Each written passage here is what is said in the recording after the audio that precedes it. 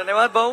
यानंतर चांद्यापासून बांद्यापर्यंत महाराष्ट्राचं शिवार फुलवणारे मुंबई मेट्रो असेल, समृद्धी असेल, ट्रान्स हार्बर लिंक असेल, अशा मोठमोठ्या पायाभूत प्रकल्पांचे जनक असलेले आणि प्रशासनावर मजबूत मांड असलेले आपल्या राज्याचे उपमुख्यमंत्री आणि आमचे नेते आदरणीय देवेंद्रजी फडणवीस ज्यांचं भाषण ऐकण्यासाठी आपण सगळेजण या ठिकाणी उत्साहाने वाट बघत आहात. मी त्यांना विनंती करतो की त्यांनी आपल्याला संबोधित करावं.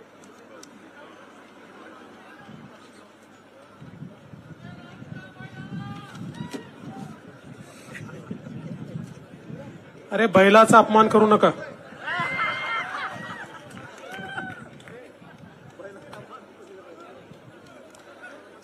भारत माता की, भारत माता की, छत्रपती शिवाजी महाराज की, धर्मवीर छत्रपती संभाजी महाराज की. जय श्रीराम, जय जय श्रीराम.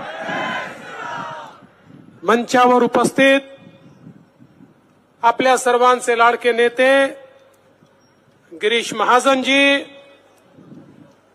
आपल्या जळगाव जिल्ह्याची मुलुक मैदान तोप गुलाबराव पाटीलजी, आमचे सहकारी अनिल पाटीलजी, आपल्या रावेरच्या उमेदवार रक्षाताई खडसे, आपल्या जळगावच्या उमेदवार स्मिताताई वाघ, आमदार राजूमामा भोळे, संजयजी सावकारे, मंगेशजी चव्हाण, चिमणाबा पाटील, किशोरभाऊ पाटील, चेनूभाऊ संचेती, डॉक्टर उल्हास पाटील, विजयभाऊ चौधरी, दिलीप वाघ, एटीनाना पाटील, शिरीषदादा चौधरी, राजेंद्र फडके, जयप्रकाश बाविस्कर, अमोल जावळे, नंदू महाजन, ज्ञानेश्वर जळकेकर, संजय गरुड, निलेश पाटील, प्रदीप लोढा, संजय पवार, रमेश मकासरे, राजू सूर्यवंशी, आनंद खरात, समाधान महाजन, वासुदेव पाटील, संगीताताई गवळी,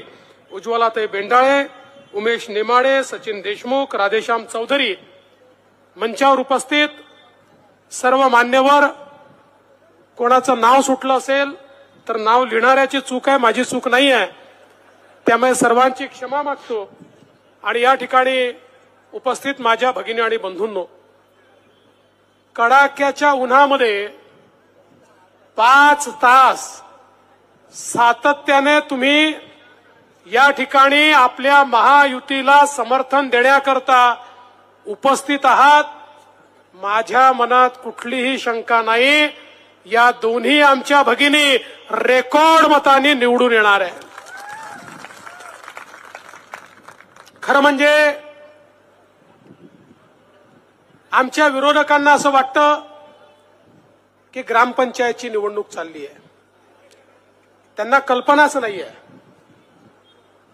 त्यांचा विचार करण्याची स्थिती, शब्द चांगला नाही पण त्यांची अवकातच तेवढी आहे. त्यामुळे ग्रामपंचायतच्या निवडणुकीसारखं ते बोलतात. मी त्यांना सांगू इच्छितो आणि तुम्ही पण लक्षात घ्या, ही ग्रामपंचायतची निवडणूक नाही, ही जिल्हा परिषदेची निवडणूक नाही, महानगरपालिकेची नगरपालिकेची निवडणूक नाही, ही विधानसभेची निवडणूक नाही. देशाचा नेता कोण असेल हे निवडण्याची ही निवडणूक आहे. पुढचे 5 वर्ष हा देश कोणाच्या हातात द्यायचा, कोणाच्या हातात तो विकसित होईल, कोणाच्या हातात तो सुरक्षित असेल, याचा फैसला करणारी ही निवडणूक आहे. आणि बंधू भगिनींनो, या निवडणुकीमध्ये देशामध्ये 2च पर्याय आहेत. एक पर्याय विश्वगौरव विकास पुरुष माननीय नरेंद्र मोदीजी आणि मोदीजींच्या सोबत आपली महायुती, आमची शिवसेना, राष्ट्रवादी काँग्रेस, मनसे, रिपाई, पिरिपा, रासपा, रयत क्रांती, जनसुराज्य अशी एक फार मोठी आपली महायुती आहे. आणि दुसरीकडे कोण आहे? राहुल गांधी. आणि राहुल गांधींच्या नेतृत्वात 26 पक्षांची खिचडी, 26 पक्षांची खिचडी आहे. बंधू भगिनींनो, आपली युती कशी आहे? आपल्या युतीचं इंजिन आहेत मोदीजी, पॉवरफुल इंजिन आहे, पॉवरफुल. आणि त्याच्यामध्ये वेगवेगळ्या पक्षाच्या बोग्या लागल्या आहेत. आणि या बोग्यांमध्ये दीन दलित गोर गरीब आदिवासी शेतकरी शेतमजूर महिला अल्पसंख्याक भटके विमुक्त ओबीसी सगळ्यांना बसण्याची जागा आहे. सगळ्यांना त्याच्यामध्ये बसून सबका साथ सबका विकास म्हणत आपली विकासाची गाडी पुढे जाते. तिकडे काय अवस्था आहे? तिकडे बोग्या तर नाहीच आहे. प्रत्येक जण स्वतःला इंजिन समजतो. राहुल गांधी म्हणतो मी इंजिन आहे, शरद पवार म्हणतात तू नाही मी इंजिन आहे, उद्धव ठाकरे म्हणतात तू नाही मी इंजिन आहे, तो स्टॅलिन म्हणतो मी इंजिन आहे, ममता बॅनर्जी म्हणते मी इंजिन आहे, लालू प्रसाद म्हणतो मी इंजिन आहे, मुलायमचा पोरगा म्हणतो मी इंजिन आहे. तिथे इंजिनच आहे, तिथे बोगी नाहीच आहे. माझा तुम्हाला सवाल आहे, इंजिन मध्ये सामान्य माणसाला बसायला जागा असते का? इंजिन मध्ये केवळ ड्रायव्हर बसतो. यांचं इंजिन कसं आहे? राहुल गांधींच्या इंजिन मध्ये सोनियाजी आणि प्रियंकाला जागा आहे. शरद पवारांच्या इंजिन मध्ये फक्त सुप्रिया सुळेला जागा आहे. आणि उद्धव ठाकरेजींच्या इंजिन मध्ये फक्त संजय राऊतले नाही. असं आहे. आता ते काय काम करतात त्यांना जागा नाही आहे. काय काय मी नाही म्हटलं, काहीतरी ते घर पुसायचं वगैरे म्हणून मी नाही म्हटलं, मी सांगितलं. त्यामुळे उद्धव ठाकरेंच्या इंजिन मध्ये फक्त आदित्य ठाकरेंना जागा आहे. बंधू भगिनींनो, यांच्या इंजिन मध्ये केवळ यांच्या परिवाराकरता जागा आहे, सामान्य माणसाकरता जागा नाही आहे. अरे यांच्याकरता यांचा परिवारच दुनिया आहे आणि मोदीजींकरता अख्खा भारत त्यांचा परिवार आहे. आणि म्हणून बंधू भगिनींनो, यांच्या इंजिनची अवस्था कशी आहे? राहुल गांधी इंजिन दिल्लीकडे ओढतात, पवार साहेब बारामतीकडे ओढतात, उद्धवजी मुंबईकडे ओढतात, स्टॅलिन दक्षिणेकडे ओढतं. यांचं इंजिन हालतही नाही, डुलतही नाही, चालतही नाही, ठप्प पडलेलं इंजिन आहे. पण आपण ज्या दिवशी या ठिकाणी मतदानाच्या निमित्ताने रक्षाताई आणि स्मिताताईंच्या नावासमोरची कमळाची बटन दाबाल, जळगाव जिल्ह्याची बोगी ही मोदी साहेबांच्या इंजिनला लागेल आणि विकासाच्या वाटेवर अत्यंत वेगाने त्या ठिकाणी निघेल. आणि म्हणून ही देशाच्या विकासाची निवडणूक आहे. मी तुम्हाला सवाल विचारतो, तुम्ही बघा विरोधकांचे भाषण ऐका, त्यांच्या भाषणामध्ये विकासाचा मुद्दा आहे का, गरिबाच्या कल्याणाचा मुद्दा आहे का, शेतकऱ्याच्या कल्याणाचा मुद्दा आहे का, सामान्य माणसाच्या कल्याणाचा मुद्दा आहे का? मुद्दा नाही आहे. फक्त शिवीगाळ आहे, शिवराळ भाषा आहे, याच्या व्यतिरिक्त काहीच नाही आहे. बंधू भगिनींनो, नरेंद्र मोदी त्या व्यक्तीचं नाव आहे ज्याने 10 वर्षामध्ये 25 कोटी लोकांना गरिबी रेषेच्या बाहेर काढलं. हा जगातला रेकॉर्ड आहे. जगामध्ये कुठल्याही देशामध्ये मात्र 10 वर्षामध्ये 25 कोटी लोक गरिबी रेषेच्या बाहेर आजपर्यंत आले नाही. मोदीजींनी गेल्या 10 वर्षामध्ये 20 कोटी लोक जे कच्च्या घरात राहायचे त्यांना पक्क घर दिलं. 50 कोटी लोक ज्यांच्या घरामध्ये गॅस नव्हता, आया बहिणी चुलीवर स्वयंपाक करायच्या, त्यांना गॅस दिला. 55 कोटी लोक ज्यांच्या घरामध्ये शौचालय नव्हतं त्यांना शौचालय दिलं. 60 कोटी लोक ज्यांच्या घरामध्ये शुद्ध पिण्याचं पाणी नव्हतं, ज्यांच्या घरच्या आया बहिणींना हंडा घेऊन विहिरीवर जावं लागायचं, नाहीतर त्या ठिकाणी कुठेतरी नदीवर जावं लागायचं, त्यांच्या घरी स्वच्छ पिण्याचं पाणी पोचलं. आपल्या महाराष्ट्रामध्ये आमच्या गुलाब भाऊंकडे जबाबदारी होती. आपल्या महाराष्ट्रामध्ये देखील घरोघरी पाणी पोचलं.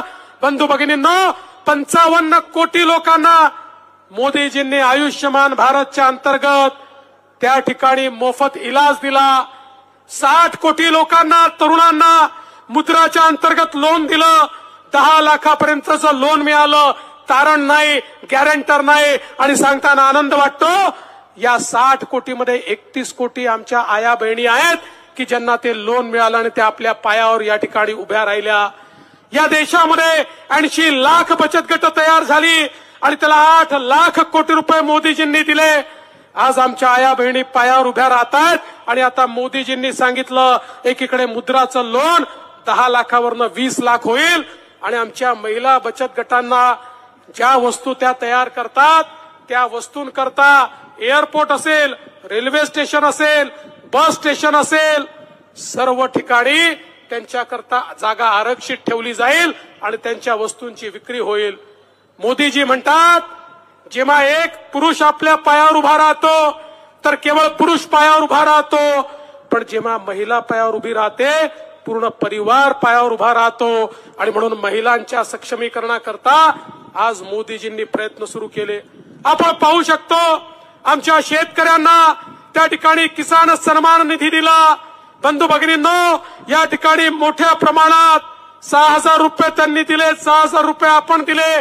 पण एवढंच नाही तर या वर्षी आपल्याला कल्पना आहे जगामध्ये युद्ध सुरू झालं. रशिया आणि युक्रेनचं युद्ध, अखाती देशाचं युद्ध सुरू झालं. आणि या युद्धामुळे जगामध्ये शेतमालाचे भाव पडले. आपल्या इकडे सोयाबीनचे भाव, कापसाचे भाव कमी झाले. या ठिकाणी आम्ही मोदीजींना विनंती केली, त्यांचा आशीर्वाद घेतला, चर्चा केली.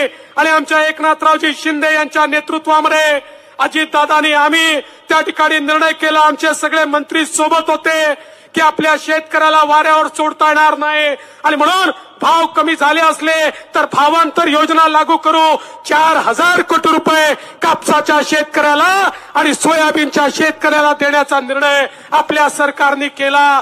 आणि या ठिकाणी आचारसंहिता चालली आहे. आचारसंहिता संपल्यानंतर भावांतर योजनेचे पैसे शेतकऱ्यांच्या खात्यामध्ये जातील. कापसाचा शेतकरी आणि सोयाबीनचा शेतकरी त्याच्या पाठीशी मोदी सरकार आणि आपलं सरकार उभं आहे.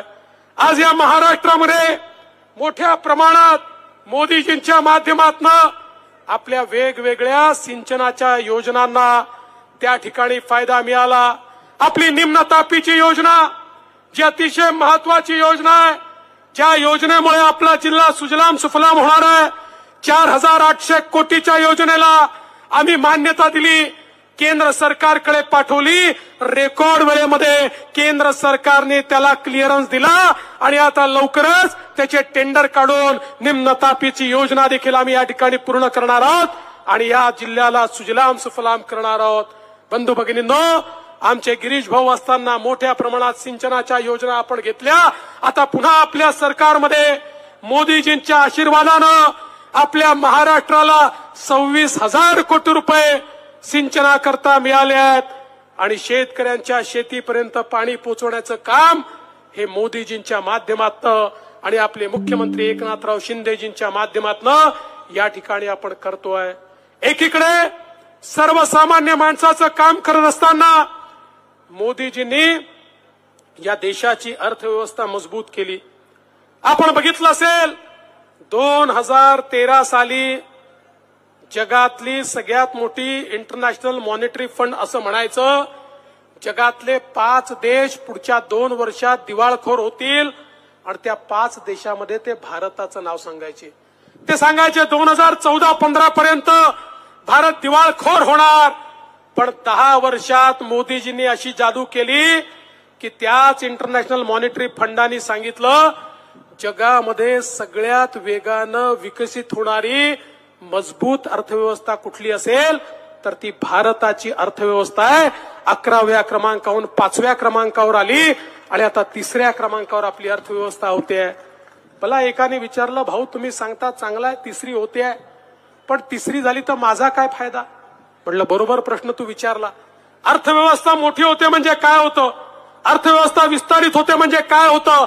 अर्थव्यवस्था जेव्हा मोठी होते ती जेव्हा विस्तारित होते त्यातनं संधी तयार होतात, त्यातनं रोजगार निर्मिती होते, त्यातनं नोकऱ्या मिळतात, त्यातनं इन्फ्रास्ट्रक्चर तयार होतं, रस्ते, पाणी, वीज त्यातनं तयार होते, त्यातनं मोठ्या मोठ्या पुलं बनतात, त्यातनं मोठ्या प्रमाणात गरीब कल्याणाचा अजेंडा चालतो, त्याच्यातनं जनकल्याणकारी योजना तयार करता येतात. आणि अर्थव्यवस्था मोठी झाली तर मोदीजींनी सांगितलं 2029 पर्यंत देशातल्या 80 कोटी लोकांना मी मोफत राशन देईल. त्यांना राशन करता एक पैसा त्या ठिकाणी द्यावा लागणार नाही. अर्थव्यवस्था मोठी होते तर गरीबाचं कल्याण होतं, शेतकऱ्याचं कल्याण होतं, शेतमजुराचं कल्याण होतं. आज मोदीजींनी आमचा जो 12 बलुतेदार आहे, हा 12 बलुतेदार याचा विचार कधी कोणी केला नव्हता. पारंपरिक व्यवसाय करत गावगाड्यामध्ये ज्यांनी खऱ्या अर्थानं अर्थकारण सांभाळलं, त्या 12 बलुतेदाराचा पहिल्यांदा विचार कोणी केला असेल तर मोदीजींनी केला. आणि त्या ठिकाणी विश्वकर्मासारखी योजना आणून 14,000 कोटी रुपये देऊन आमच्या पारंपरिक व्यवसायाला आधुनिकता आली पाहिजे, ट्रेनिंग झालं पाहिजे, पैसा मिळाला पाहिजे, त्यांच्या पुढच्या पिढ्यांचं कल्याण झालं पाहिजे, हा प्रयत्न मोदीजींनी चालू केला. आमच्या अनुसूचित जातीच्या लोकांकरता स्टँडअपची योजना आणली आणि त्या योजनेच्या अंतर्गत बंधू भगिनींनो, मोदीजींनी सांगितलं प्रत्येक बँकेच्या प्रत्येक ब्रँचला अनुसूचित जातीच्या तरुणांना लोन द्यावंच लागेल. देशभरामध्ये लाखो अनुसूचित जातीचे तरुण हे आज उद्योजक झालेले आपल्याला पाहायला मिळत आहेत. आमच्या आदिवासी समाजाकरता 24,000 कोटी रुपयाची योजना मोदीजींनी आणली. आदिवासी कल्याण हे मोदीजींनी सुरू केलं आणि या देशामध्ये पहिल्यांदा एक आदिवासी भगिनी आमची देशाच्या सर्वोच्च पदावर, राष्ट्रपती पदावर बसवण्याचं काम मोदीजींनी केलं. अरे मोदीजींचं मंत्रिमंडळ देशातलं पहिलं मंत्रिमंडळ आहे, ज्या मंत्रिमंडळामध्ये 60% मंत्री ओबीसी, एससी, एसटी आहेत.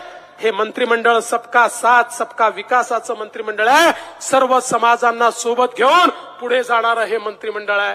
आणि म्हणून बंधू भगिनींनो, आज या देशामध्ये मोदीजींनी एक सुरक्षित भारत तयार केलाय. आपल्यापैकी अनेकांनी वाचलं असेल. आता तर जे केवळ अमेरिका आणि रशियाला जमलं ते भारताने तयार केलं. आमचं ब्रह्मोस नावाचं मिसाईल 7,000 किलोमीटर दूर भारतातनं मिसाईल सोडलं. 7,000 किलोमीटर दूर जे टार्गेट असेल त्या टार्गेटला नेस्तनाबूत करण्याची ताकद आता केवळ भारताकडे या ठिकाणी आहे. आता आपल्याकडे पाकिस्तानही वाकडी नजर करून पाहू शकत नाही आणि चीनही वाकडी नजर करून पाहू शकत नाही. हे आज मोदीजींनी या ठिकाणी करून दाखवलं. जो देश सर्व प्रकारचे शस्त्रास्त्र त्या ठिकाणी विकत घ्यायचा, आज तोच देश जगाला आवश्यक असेल तर शस्त्रास्त्र एक्सपोर्ट करतोय. अशा प्रकारचा आत्मनिर्भर भारत हा मोदीजींनी तयार केलाय. म्हणून सांगितलं बंधू भगिनींनो, या नेत्यांना सांगा गल्लीची निवडणूक नाही आहे, दिल्लीची निवडणूक आहे. या निवडणुकीमध्ये असा नेता लागतो जो खम ठोकून त्या ठिकाणी उभा राहील. अरे आपण पाहिलं या महाराष्ट्रामध्ये, मुंबईमध्ये बॉम्बस्फोट झाले. बॉम्बस्फोट झाल्यानंतर आमच्या सरकारने काय केलं? मनमोहन सिंगांचं सरकार त्या ठिकाणी गेलं आणि अमेरिकेसमोर रडलं. बघा बघा, तो पाकिस्तान आमच्यावर त्या ठिकाणी बॉम्बस्फोट करतो, तुम्ही त्याला रागवा. एखादं लहानसं बाळ आपल्या बापापुढे जावं आणि सांगावं बाजूच्या पोरानं मला मारलं. तसे आम्ही त्या ठिकाणी त्यांच्याकडे गेलो, काही झालं नाही, बॉम्बस्फोट थांबले नाही, ते होतच राहिले. पाकिस्तानला वाटलं मोदी सरकारमध्ये असंच करता येईल, येऊन त्यांनी बॉम्बस्फोट केले. पहिले सर्जिकल स्ट्राईक झाला, मग एअर स्ट्राईक झाला, तिथे घुसून अशा प्रकारे मोदीजींनी मारलं. मला सांगा, मागच्या 5 वर्षामध्ये एकतरी बॉम्बस्फोट ऐकला? हिम्मत झाली? हिम्मत झाली? अरे असं मोदीजींनी त्यांना शिकवलं. यांच्या बापाची अवकात राहिली नाही. या ठिकाणी हे काही करू शकत नाही. अरे 370 कलम हटवलं, म्हणाले खून की नदिया बहेगी. अरे खून की नदिया तर सोडा, दगड मारायची कोणाची हिंमत झाली नाही. हे देशाचं सरकार निवडायचं आहे, मजबूत प्रधानमंत्री निवडायचा आहे, मजबूर प्रधानमंत्री नाही जो हात जोडत त्या ठिकाणी फिरेल, जो प्रधानमंत्री गेल्यानंतर त्या ठिकाणी कोणी विचारत नाही. अशा प्रकारचा प्रधानमंत्री नाही तर विश्वामध्ये ज्याची ताकद आहे असा प्रधानमंत्री.